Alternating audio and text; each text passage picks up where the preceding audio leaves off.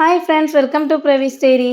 இன்றைக்கி வீடியோவில் என்ன பார்க்க போகிறோம் அப்படின்னா, சூப்பரான ஒரு கருவாடு தவா ஃப்ரை தான் பார்க்க போகிறோம். அதுக்கு பார்த்திங்கன்னா, நான் தோல் உரித்த கருவாடு தான் இன்றைக்கி எடுத்திருக்கேன். அந்த தோல் உரித்த கருவாடை பார்த்திங்கன்னா, சுடுதண்ணி ஊற்றி நல்லா நம்ம வாஷ் பண்ணி எடுத்துக்கலாம்.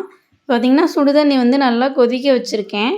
அந்த சுடுதண்ணியை நம்ம கருவாடு கூட சேர்த்துக்கலாம். இப்போ நல்லா கருவாடு கூட சேர்த்துட்டு கொஞ்சமாக மஞ்சத்தூள் சேர்த்து நான் வாஷ் பண்ணிக்கிறேன்.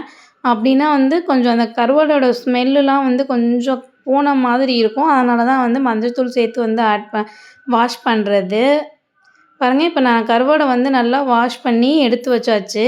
இப்போ 1½ ஸ்பூன் அளவுக்கு தனி மிளகாய்த்தூள், 1 ஸ்பூன் அளவுக்கு தனியாத்தூள், கொஞ்சமாக மஞ்சத்தூள், உப்பு தேவையான அளவு சேர்த்து நல்லா பெசரி ஒரு 15 மினிட்ஸ் நான் வச்சிட போகிறேன். இப்போ வெங்காயம் தக்காளியெல்லாம் தவாவில் ஃப்ரை பண்ண போகிறேன். அதுக்கு பார்த்திங்கன்னா கொஞ்சமாக தவாவில் எண்ணெய் ஊற்றி எண்ணெய் காஞ்ச பிறகு கடுகு போட்டு தாளிச்சிக்கலாம். பார்த்திங்கன்னா எண்ணெய் காஞ்சிருச்சு, கடுகு போட்டு தாளிச்சிட்ருக்கேன். கடுகு நல்லா பொரிஞ்ச பிறகு நம்ம கட் பண்ணி வச்சுருக்க வெங்காயத்தை எடுத்து சேர்த்து நல்லா வதக்கிக்கலாம். வெங்காயத்தை எல்லாம் சேர்த்துட்டு நல்லா வதக்கின பிறகு வெங்காயம் நல்லா ஃப்ரை ஆகணும். அப்போ தான் நல்லா டேஸ்ட் சூப்பராக இருக்கும். இப்போ பார்த்திங்கன்னா தக்காளி, பச்சை மிளகாய் எல்லாத்தையுமே சேர்த்து நல்லா ஃப்ரை பண்ணிக்கிறேன். இப்போ தேவையான அளவு உப்பும் சேர்த்துக்கலாம். கொஞ்சமாக சேர்த்தா போதும், ஏன்னா நம்ம கருவாட்டிலே உப்பு சேர்த்து கிளறி வச்சுருக்கோம். அதனால் லைட்டாக வெங்காயம் தக்காளி வதங்கிறதுக்காக மட்டும் உப்பு சேர்த்துக்கலாம். சேர்த்து நல்லா வதக்கிக்கிறேன். இப்போ நம்ம கிளறி வச்சுருக்க கருவாடை எடுத்து தவாவில் கொட்டி நல்லா கிளறி விட்டு வேக வச்சுக்கலாம்.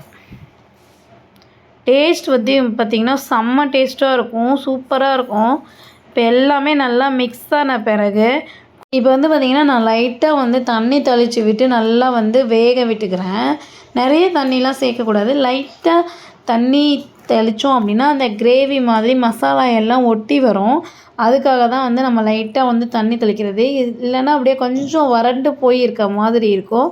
அதனால் கொஞ்சமாக தண்ணி சேர்த்து வேக வச்சு எடுத்துட்டோன்னா கருவாடு ஃப்ரை சூப்பராக ரெடி ஆகிடும். இப்போ பார்த்திங்கன்னா நேற்று வச்ச சாதத்தில் தண்ணி ஊற்றி வச்சுருந்தேன்.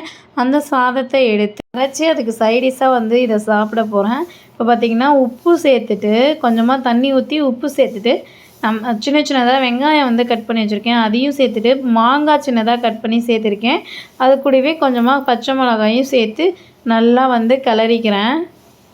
இப்போ பார்த்திங்கன்னா தயிரும் சேர்த்து நல்லா கரைச்சி அதுக்கு சைடிஷாக நம்ம செஞ்ச கருவாடை வச்சு அதுவும் இல்லாமல் பார்த்திங்கன்னா இந்த கல்யாண பந்தியிலலாம் வைப்பாங்கள்ல மாங்காய், இன்ஸ்டன்ட் மாங்காய் ஊறுகாய், அதையும் சேர்த்து சாப்பிட போகிறேன். இதுதான் இன்றைக்கி என்னோடய பிரேக்ஃபாஸ்ட். அடிக்கிற வெயிலுக்கு சூப்பரான பிரேக்ஃபாஸ்ட் இது.